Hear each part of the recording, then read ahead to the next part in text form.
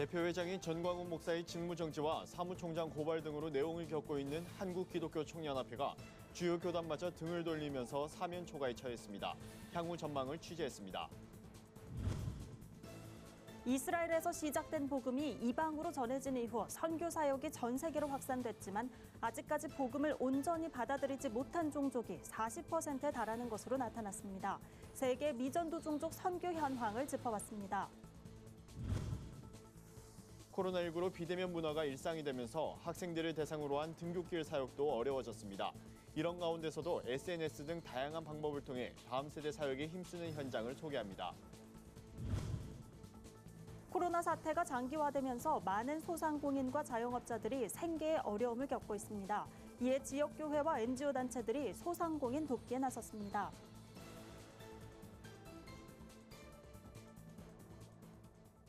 안녕하십니까. 구티비 뉴스입니다. 한때 한국교계를 대표하던 한국기독교총연합회가 10년 만에 존립위기에 놓일 만큼 유명무실해졌습니다. 대표회장인 전광훈 목사가 직무정지된 데 이어 사무총장마저 고발당하는 등 내용을 겪고 있는 데다 한국교회 주요 교단마저 등을 돌렸습니다. 향후 전망은 어떤지 유창선 기자가 짚어봤습니다. 한국기독교총연합회는 불과 10년 전만 해도 소속 교인 수가 1,200만에 달하는 한국교회 최대 연합기관이었습니다. 하지만 금권 선거와 이단 해제 등의 논란으로 예장 합동과 통합, 백석과 같은 주요 교단이 잇따라 탈퇴하면서 한국교회 최대 협의체 지위를 상실했습니다. 실제로 지난 1월에 열린 제31회 총회 보고서를 보면 한기총 가입 교단은 53개에 불과합니다. 불과 1년 만에 10개 교단이 탈퇴하거나 행정 보류로 전환했습니다. 최근에는 기독교 대한성결교회와 기독교 한국침례에도 잇따라 탈퇴를 선언했습니다. 주요 교단 중 유일하게 남은 기독교 대한하나님의 성회도 행정 보류 상태입니다. 어림잡아도 80%가 넘는 교단이 한기총을 떠난 겁니다. 출석 교인 수로 따지면 전체 5%도 되지 않는 것으로 알려졌습니다. 게다가 한기총 내부 갈등이 심화되면서 반대파 인사로 구성된 비상대책위원회가 조직되고 각종 고발로 인해 전광훈 목사의 대표회장 직무마저 정지된 상태입니다. 비대위 측은 사무총장인 박중선 목사를 3번이나 고발하며 몰아붙였고 한기총은 18일 윤리위원회를 열어 비대위 측을 고발하는 방안을 검토했습니다. 일단은 김정환은 무고로 고소하기로 좀 내부적으로 좀 어느 정도 방침이 정해져 있어요. 하지만 한기총이 해체되거나 와해될 가능성은 적다는 게 중론입니다. 한기총이나 비대위 측도 한기총을 지켜야 한다는 데는 이견이 없기 때문입니다. 한기총 단체가 일을 하는 것이 아니라 사람이 일을 하기 때문에 사람만 바뀌면 정말 좀 훌륭하신 분이 한기총 대표회장으로 오시면 한기총은 본래의 모습으로 되돌아갈 수 있습니다. 문제는 한기총에 정상합니다. 서울지방법원이 지난 5일 한기총 대표회장 직무대행으로 이우근 변호사를 선임했지만 정작 권한은 제한적입니다. 총회 운영 방안을 결정하는 임원회도 열 수 없습니다. 전광훈 목사가 사퇴할 경우 보궐선거를 열 수 있는 정도입니다. 전광훈 목사가 직무정지 상태로 내년 총회까지 자리를 지키게 되면 한기총은 임원회의도 못 연 채 다음 회기를 맞아야 하는 상황에 놓이게 됩니다. 한기총이 정상화된다고 해도 예전처럼 대표협의체 지위를 되찾을지도 미지수입니다. 이미 진보와 보수를 막론하고 국내 주요 교단 대부분이 한국교회 총연합에 가입한 데다 한교총이 각종 정부기관이나 사회단체와의 창구 역할을 맡고 있기 때문입니다.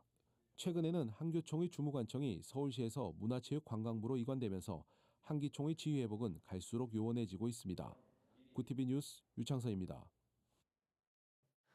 땅끝까지 복음을 전하란 예수 그리스도의 지상명령에 따라 선교 사역은 전 세계로 확산됐습니다. 수많은 선교사들의 헌신과 순교에도 불구하고 아직까지 복음을 온전히 받아들이지 못한 미전도 종족이 전 세계 인구의 40%에 달한다고 하는데요. 전 세계 미전도 종족 선교 현황은 어떤지 김민주 기자가 취재했습니다. 미전도 종족이란 타문화권의 도움 없이 스스로 복음화할 수 있는 공동체가 없는 종족으로 기독교인의 비율이 2% 미만인 종족을 말합니다. 미전도 종족 전문단체인 조슈아 프로젝트에 따르면 전체 복음화율이 2% 미만인 미전도 종족은 7,400여 개로 세계 인구의 41.6%인 약 32억 명으로 추산됩니다.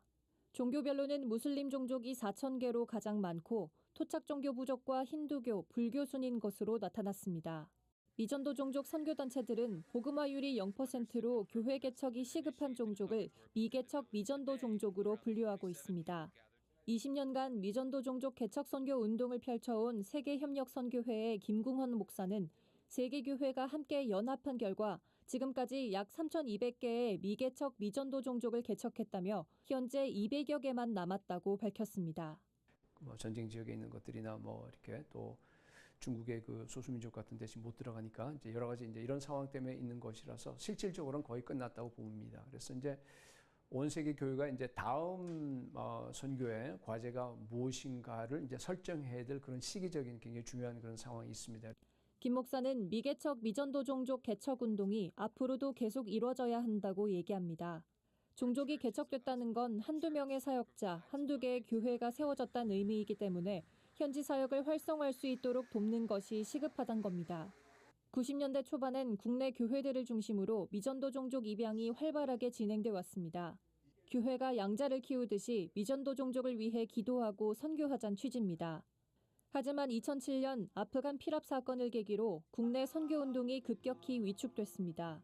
선교 전문가들은 교회와 선교단체들의 긴밀한 협력을 통해 미전도 종족 복음화를 위한 구체적인 전략을 수립해야 한다고 조언합니다. 요즘의 키워드는 S네 투 S네입니다. 참. 복음을 받은 미전도 종족들이 현지 미전도 종족에게, 근처 종족들이 미전도 종족들에게가 FTT 운동이든 어떤 형태로든 그런 세계복음화에 대한 우리의 사명의 자리들을 회개하고 각성하고 재확인하는 이런 작업들은 대단히 중요하다고 생각합니다. 이와 관련해 세계협력선교회와 남은과합 성취운동본부는 한국세계선교협의회와 협력해 미전도 종족 사역 전략을 모색하는 선교대회를 오는 10월 개최합니다.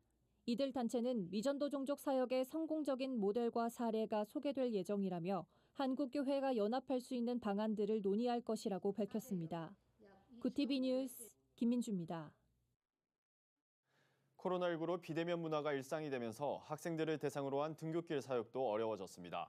대부분의 학교들이 등교 수업을 하고 있지만 코로나 감염 우려는 여전한 상황입니다. 이런 가운데 SNS 등 다양한 방법을 통해 다음 세대 사역에 힘쓰는 목회자가 있어 만나봤습니다. 박재현 기자입니다. 수원 이음교회 정찬성 목사는 3년째 수원 망포구 근처 학교들을 돌며 등굣길 버스킹을 이어왔습니다. 매일 아침 8시부터 1시간가량 학교 앞 거리에서 기타를 치며 찬양을 부르는 겁니다. 지나는 학생들과 눈이 마주치면 인사를 놓치는 법이 없습니다. 처음엔 냉랭한 시선으로 바라보던 아이들도 차츰 마음의 문을 열기 시작했습니다. 먼저 손을 내밀며 하이파이브를 청했고 아껴뒀던 간식을 나누기도 했습니다. 정 목사는 찬양으로 복음을 선포하고 위로가 필요한 이들을 격려하고 싶어 등굣길 찬양을 시작하게 됐다고 설명했습니다. 찬양 선포하면서 복음 선포하면서 하는 일이 아이들을 응원하는 일을 합니다. 그래서 얘들아 반갑다, 좋은 하루 되거라, 기쁨이 넘치는 하루 되거라, 그래 무슨 일이 있었냐, 그래 너희들 잘할 거야, 너희들 세상이 너희를 실패라고 부르지만 하나님 너희들을 사랑하셔, 이런 이야기들을 아이들한테 계속해서 해줍니다. 최근에는 코로나19 확산으로 거리에 나서지 못하게 됐지만 정 목사는 찬양을 통한 복음 사역을 멈추지 않고 있습니다. 찬양 고픈 시간이라는 유튜브 채널을 통해 학생들과 함께 소통하며 고민거리나 찬양 신청곡을 나누기도 합니다. 아이들의 눈높이에 맞춰 다가가는 정 목사의 노력으로 참여하는 아이들도 조금씩 늘어나고 있습니다. 정 목사는 코로나로 어려운 시기를 보내고 있지만 다음 세대에게 복음을 전하는 일은 계속해 나가겠다는 포부를 밝혔습니다. 언제 어디선지 하나님 찬양할 수 있고 이웃 하나님 사랑하고 이웃을 섬길 수 있잖아요. 저는 코로나19로 힘들어하는 주변 지인들에게 위로하는 그 일들도 우리가 복음 전하는 일이라고 생각합니다. 구TV 뉴스 박재현입니다. 코로나 사태가 장기화되면서 많은 소상공인과 자영업자들이 생계에 어려움을 겪고 있습니다. 정부 지원만으론 턱없이 부족한 실정입니다. 이에 지역교회와 NGO 단체들이 소상공인을 돕는 다양한 사역을 펼치고 있어 관심을 모읍니다. 한혜인 기자의 보도입니다. 코로나19로 어려운 소상공인을 위해 기독 NGO 단체와 한국교회가 지원에 나섰습니다. 미랄복지재단은 신한금융희망재단과 함께 코로나19로 어려움을 겪는 소상공인과 자영업자를 위해 신한소호 성공 프로젝트 서비스를 1년간 무상으로 제공합니다. 이 프로젝트는 신한금융희망재단 사회공헌 사업 중 하나로 10월 31일까지 10만 사업장 지원을 목표로 합니다. 사업에 협력하게 된 미랄복지재단은 매장 위치 홍보, 알바구인, 카드 매출 조회, 출퇴근 관리 등을 지원하는 IT 기반 서비스라며 소상공인의 경영 비용 부담을 줄이기 위한 제도라고 설명했습니다. 코로나19로 많은 분들이 어려움을 겪고 계실 테지만 특별히 자영업 사장님들은 조금 더 많이 체감을 하실 것 같으니 이 사업을 통해서 조금 더 희망을 얻으시고 더 내일이 기대되었으면 좋겠습니다. 구세군은 소상공인 연합회와 업무 협약을 맺고 우리 동네 나눔 더하기 캠페인을 이달 30일까지 전개합니다. 우리 동네 나눔 더하기는 코로나19로 경제적 위기에 처한 소상공인을 돕고 지역 경제 회복을 이끌기 위한 캠페인입니다. 취약계층들한테는 소상공인들이 만든 물품을 전달하는 것이기 때문에 그들이 일상을 회복하게 되는 데 도움이 됐으면 하는 바람이 있고요. 어려운 소상공인들을 또 직접 지원하기도 해요. 그분들에게는 내가 지금 여기서 멈추지 않아도 된다라는 그런 위로와 그 연결끈을 드리고 싶은 마음이 좀 있습니다. 지역 교회도 각 지역 소상공인을 위해 팔을 걷어붙였습니다. 여의도 순복음교회, 광림교회, 선한목자교회, 온누리교회를 비롯한 교회들은 지역 시장을 방문해 나눔 활동을 펼쳤습니다. 전통시장 상인들에게 물품을 구입해 이들을 돕고 구입한 물품은 다시 어려운 이웃에게 나누면서 지역 경제를 살리고 취약계층을 돕는 데 앞장선 겁니다. 코로나19로 모두가 어려운 시기를 지나고 있지만 한국교회와 NGO 단체들의 나눔이 소상공인과 자영업자에게 희망이 되길 기대해봅니다. 구TV 뉴스 한혜인입니다. 오늘의 사회 이슈를 진은희 기자가 종합해 보도합니다. 오늘의 이슈 포커스입니다. 방역 당국이 여름 휴가철을 대비해 전국 해수욕장의 예약제 도입을 추진합니다. 18일 박능후 중앙재난안전대책본부 1차장은 코로나19가 수도권 일상 곳곳으로 파고들고 있다며 본격적인 여름 휴가철에 앞서 방역당국과 해양수산부는 기존의 해수욕장 거리두기 수칙을 개정하고 해수욕장 예약제를 도입하겠다고 밝혔습니다. 이와 관련해 전남도가 안심해수욕장 예약제 시행 계획을 발표하는 등 각 지자체도 예약 시스템을 통해 해수욕장별 이용객 혼잡도를 줄이는 방안을 검토 중입니다. 여성가족부가 지난해 위안부 피해자 지원 사업을 진행하면서 할머니들을 위한 생활 지원보다 기념사업 같은 부수적인 사업에 더 많은 돈을 쓴 것으로 드러났습니다. 여가부에 따르면 여가부는 지난해 일본군 위안부 피해자들에 대한 생활 안정 지원과 기념사업 등을 명목으로 예산 39억 4천만 원을 배정받았습니다. 위안부 피해자 할머니들의 생활과 치료를 위해 책정된 돈은 16억 2,100만 원으로 기념사업에 배정된 예산 21억 8천만 원보다 5억 5,900만 원이 적은 걸로 나타났습니다. 18일부터는 공적 마스크를 일주일에 최대 10장까지 살 수 있습니다. 기존에 19세 이상은 일주일에 3장, 18세 이하는 5장까지만 살 수 있었지만 구매 한도가 늘어나면서 한 주에 10장까지 가능하게 된 겁니다. 다만 마스크 중복 구매 확인 제도는 유지돼 마스크를 사러 갈 때 반드시 신분증을 지참해야 합니다.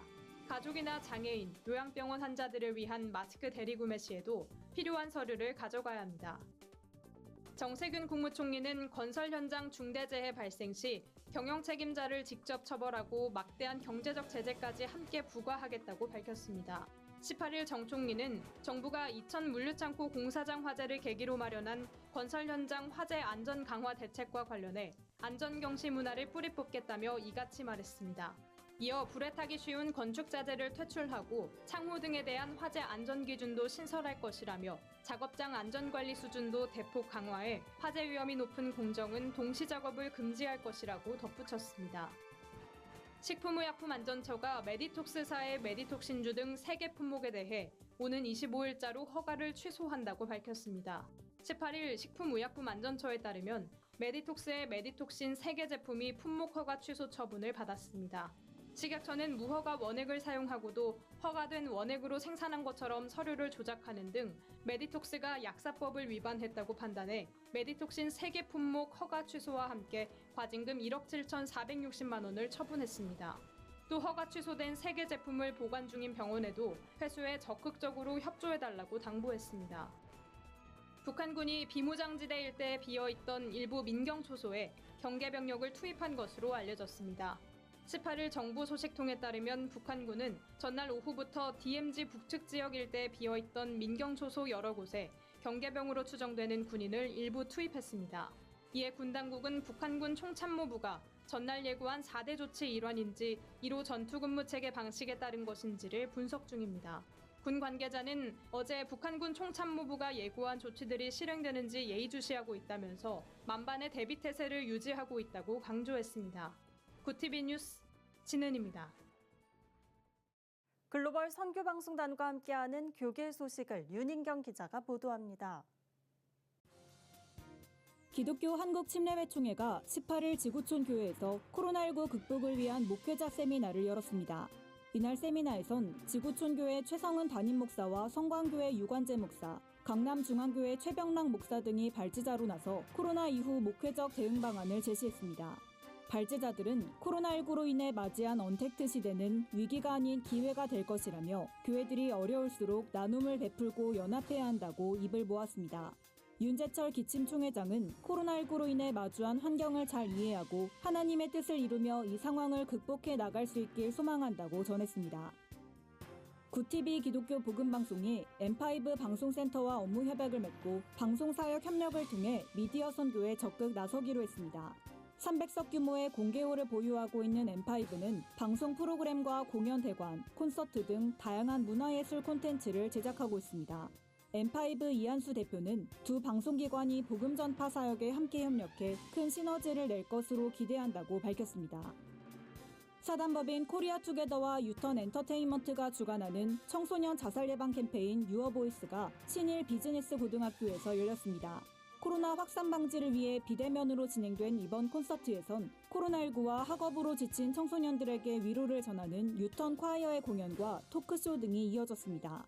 유턴 엔터테인먼트 손종수 대표는 학교에 직접 찾아가 청소년들에게 복음을 전하는 캠페인 유어보이스를 3년째 진행하고 있다며 문화예술을 통한 복음 전파로 다음 세대 선교에 더욱 힘쓸 것이라고 밝혔습니다.